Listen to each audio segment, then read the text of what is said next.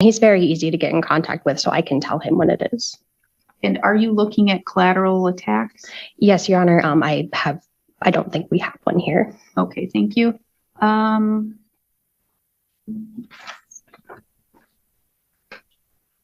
February 19th at 10:30. February 19th at 10:30. That's in your block time. We'll see you then. Perfect. Works for me.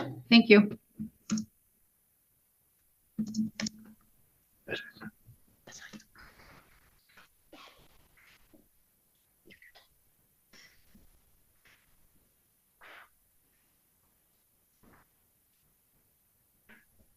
And you represent Colton? Yes, Your Honor, I do.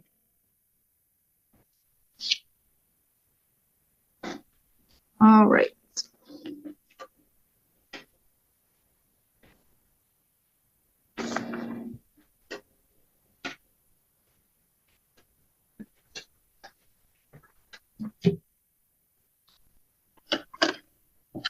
We will go on the record in the matter 25 CM 110, State of Wisconsin versus Colton Stewart.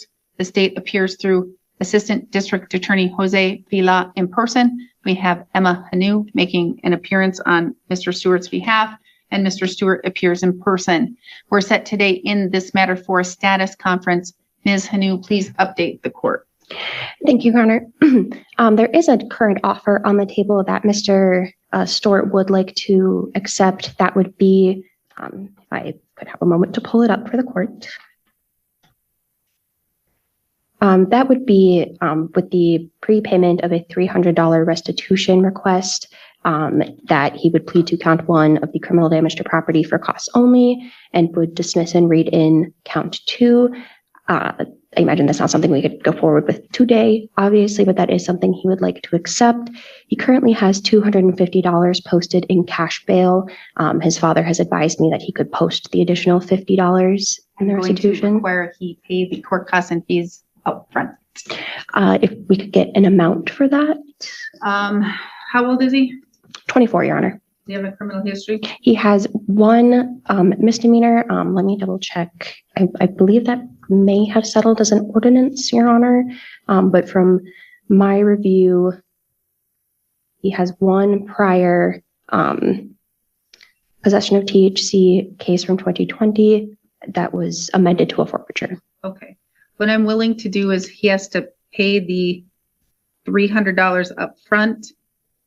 I'm willing, unless the state objects and wants to be heard, willing to accept the DNA surcharge only of $200, waive the rest, the $243, due to his age and his lack of criminal history. He doesn't have a significant criminal history. And so he has $250 cash posted, so there will be an additional $50 there. So he would need to come up with $250 in restitution. In my conversations with Mr. Stewart, it may just take him between 1 and 2 months to come up with that, but he advised he could do that. That's fine. Any objection from the state if the court were to waive court costs? No, Your Honor.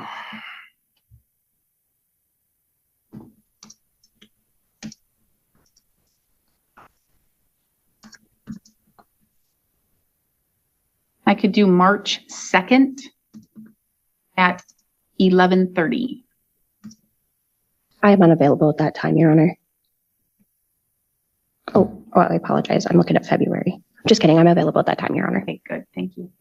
We can do March 2nd at 11:30. All right. We'll see you then. Come get your notice and you're free to leave.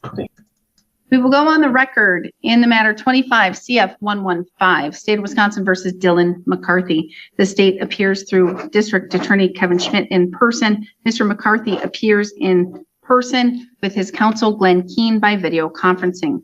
We're set for a tentative plea and sentencing. Is this matter proceeding as such, Mr. Keene?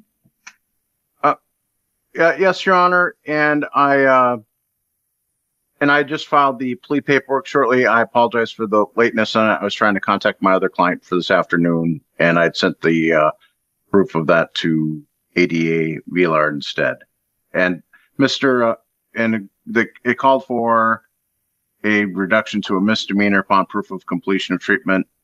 Mr. McCarthy has that. I don't know if he's had a chance to present that to District Attorney Schmidt for his review. Why don't you go show Mr. Schmidt? I've already gotten it. Okay, you're Okay. good to go. All right. So all I'm waiting for is the plea questionnaire, which has now come through.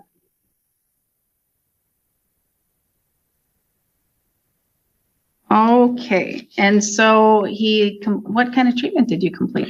CSG SUD and substance abuse, cognitive behavioral therapy skills, and substance use disorder group. I did a few of them, but this was the most recent one. Oh, good. I'm glad to hear that. How many weeks and things were they? The inpatient was 30 days, and then I went to the intensive outpatient was a 12-week course. And how are you feeling? Good.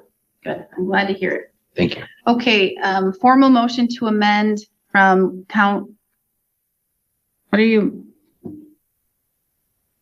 which one would you be amending? I need to know what it says on the plea questionnaire. Well, Oh, It sorry. says- It would be sorry, Your Honor, it would be amending But the it's- possession of narcotic drugs to possession of amphetamine. And DRI the others. okay. I was just confused because there's not a possession of methamphetamine charge. It's the narcotic drugs. So I was just confused about that.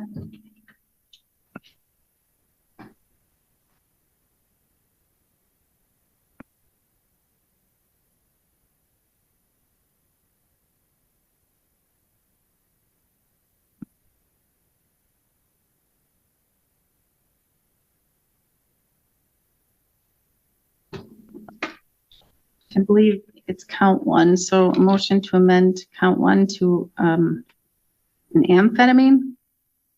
So made. Okay. Granted. So I do have the plea questionnaire waiver of rights form in front of me, and it appears that you signed that document. Is that accurate? Yes, Your Honor. I'm a little confused about why it says amphetamine on there. I don't know if that's a legal term or something, but there wasn't any thing of that involved in the The case. offer in the case was a misdemeanor. I would have assumed we maybe would have done a different one. I would think so too, because that totally shocked me when I saw that, because I'm Me like, too. there's not a possession of methamphetamine here. Right. And so Right. honestly, if you're going to get the credit of having a misdemeanor, Okay, yeah, So- that's the one I found in there. It was a misdemeanor in the statute, but if there's a different one the DA was thinking of, I'd certainly, Sure. One sec. and here's the deal. Mr. Keene went over everything else with you on that plea questionnaire, correct? Yes, Your Honor. And so I can go over, if it is amended to something else, I can go over all of that and what that means to make sure that you understand, okay? Yes, Your Honor. What I would suggest instead is fentanyl is a drug that can be prescribed. So instead doing possession of an illegally obtained prescription, 450.11 sub 7 sub H. Okay, that sounds much better to me. Yes, Your Honor. Okay, did you get that? Okay. All right. You okay with that, Mr. Keene? yes, Your Honor. And that has a lower penalty than the other, if I recall correctly. I'm just pulling it up just to refresh me.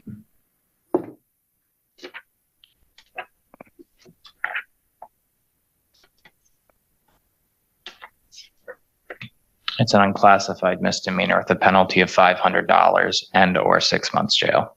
Okay. Okay, yeah.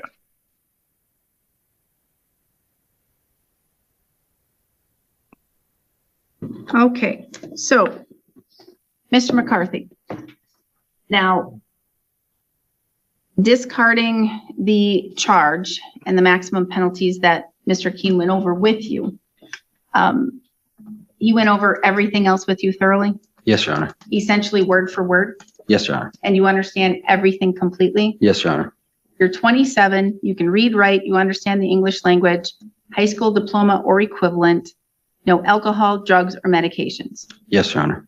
Are you receiving any treatment for a mental illness or disorder? No, Your Honor. I completed that through this. Excellent. And on that document, there's a list of constitutional rights. Did Mr. Keene go over those rights with you thoroughly? Yes, Your Honor. Do you understand that once you plead guilty, you're waiving and giving up those rights? Yes, Your Honor. Do you need me to go over those rights with you in any more detail? I do not. You understand them and that you're giving them up. Yes, Your Honor. Do you understand that if you're not a citizen of the United States, your plea could result in your deportation? Yes, Your Honor. Do you understand that here it's possession of an elite possession of a prescription or prescription illegally? I need to get that real name down. What is the name of the possession? Possession of a prescription drug without a valid prescription. Prescription. Okay, so do you understand that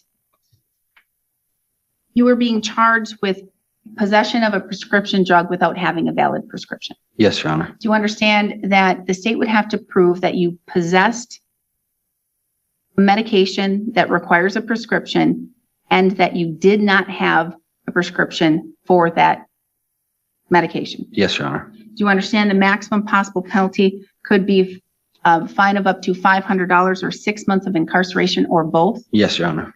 Do you also understand that there's an agreement here for costs only and for costs and for 1 year of probation? Do you understand I'm not bound to follow that? Yes, Your Honor. Said differently, I could sentence you to the maximum penalty if I thought it was warranted. Yes, Your Honor. Do you still wish to proceed and enter a guilty plea? Yes, Your Honor. Did you go over that criminal complaint with your attorney, that original charging document? Yes, Your Honor. And in that document, there's a section called the probable cause section where it basically says what happened that day and why you were charged with the crimes. Yes, Your Honor. For the most part, are those facts accurate? Yes, Your Honor. Are you pleading guilty to possession of a prescription without a valid prescription because you're guilty of that? Yes, Your Honor. Mr. Keene, may the court use the probable cause section of the criminal complaint to find a factual basis along with the statement made by Mr. McCarthy. You're muted. And Mr. Keene, you're muted. Is he here? Is he there? Is he anywhere? Are you there, Mr. Keene? Can you hear me or no hear me? Nope, I don't think you can hear me. I don't know what you're doing. Are you doing something else during a hearing that you have with me? What in God's green earth were you doing, Mr. Keene? Not paying attention, not being here in our plea and sentencing. What were you doing? Because I know you were talking, I know you were doing something, and you weren't listening. Your Honor, my apologies. My client for 215, I just called. I had not been able to reach him. I was trying to. I don't care. I don't understand, Your Honor. care. You are literally in the middle of a plea and sentencing. You are not showing respect to your client. You are not showing respect to the court. You are not doing your job. My apologies, Your Honor. I was trying to make sure I didn't have a client with a missed bond appearance, Your Honor. I was not Again, going to. I understand that. Cause, not your concern during a plea and sentencing or any other hearing. Otherwise, your butt should never be on Zoom. It should always be in the seat next to your client, because that is so unprofessional. That is so unethical, what you just did. Now, I don't know where you stopped listening and paying attention to the hearing that you're involved in and where you didn't. So now I have to start over. My apologies to you, Mr. McCarthy. Sincerely. Now, Mr. McCarthy. Again, I'm going to go over all of this stuff with you. Your attorney, hopefully focusing directly only on you, went over the plea questionnaire waiver of rights with you, correct? Yes, Your Honor. And do you believe he went over it thoroughly with you? Yes, Your Honor. Do you believe he went over it word for word? Yes, Your Honor. And all of those things, again, you're 27, high school diploma, read, write, understand English, no medications, drugs, or alcohol in the last 24 hours. No, Your Honor. No mental illnesses or disorders. No, Your Honor.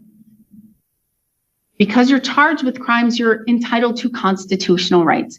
Each of those rights is listed on the plea questionnaire Did your attorney go over those rights with you word for word? Yes, Your Honor. And do you understand them completely? Yes, Your Honor.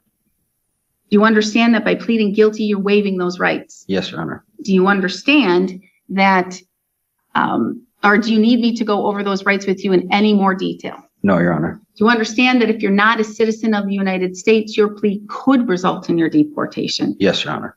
Do you understand that the state would have to prove that you possessed a prescription drug without having a valid prescription? Yes, Your Honor. Do you understand the maximum penalty could be a fine of up to $500 or 6 months of incarceration or both? Yes, Your Honor. Do you understand that there's the agreement that's been reached for you to have costs and 1 year of probation? Yes, Your Honor. Do you understand I'm not bound to follow that? Yes, Your Honor. I could sentence you to a maximum penalty if I thought it was warranted. Understand that? Yes, Your Honor. Now, your attorney, he went over that criminal complaint with you Yes, Your Honor. with those facts that allege what happened that day and why you were charged with the crime. And this is the moment everything changes. What should have been a routine plea hearing suddenly turns into a courtroom lesson on professionalism. The judge realizes defense counsel isn't paying attention, and that's a serious issue. During a guilty plea, every word matters because the defendant is giving up fundamental constitutional rights. If an attorney is distracted at that critical moment, the court has a duty to make sure the plea is still knowing, voluntary, and fair. Watch closely. This isn't just courtroom drama. It's a reminder that even lawyers are expected to meet the highest standards of attention and ethics.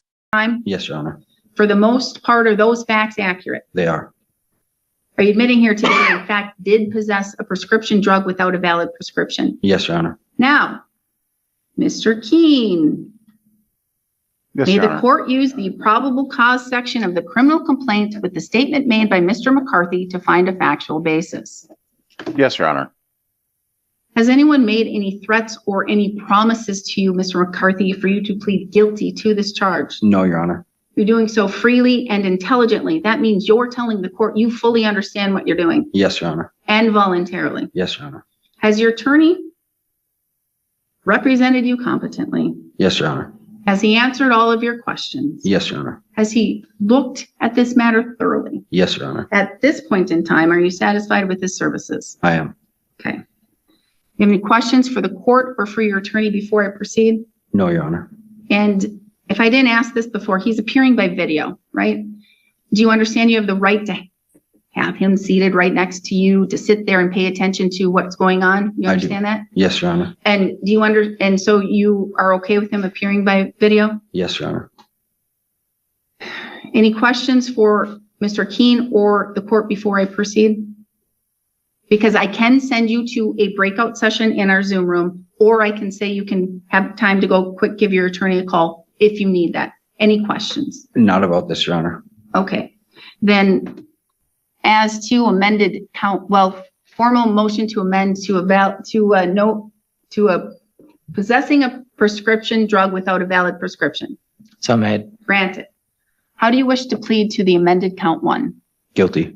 The court will find your plea of guilt is done knowingly, intelligently, and voluntarily. I'm going to find that you understand your constitutional rights and what it means to waive and give up those rights. I'm going to find a factual basis to accept your plea of guilt. Based on that, I will find you guilty of the amended count 1. Counts 2, 3, and 4 will be dismissed and read in for purposes of sentencing. A judgment of conviction will be entered today. Argument, Mr. Schmidt.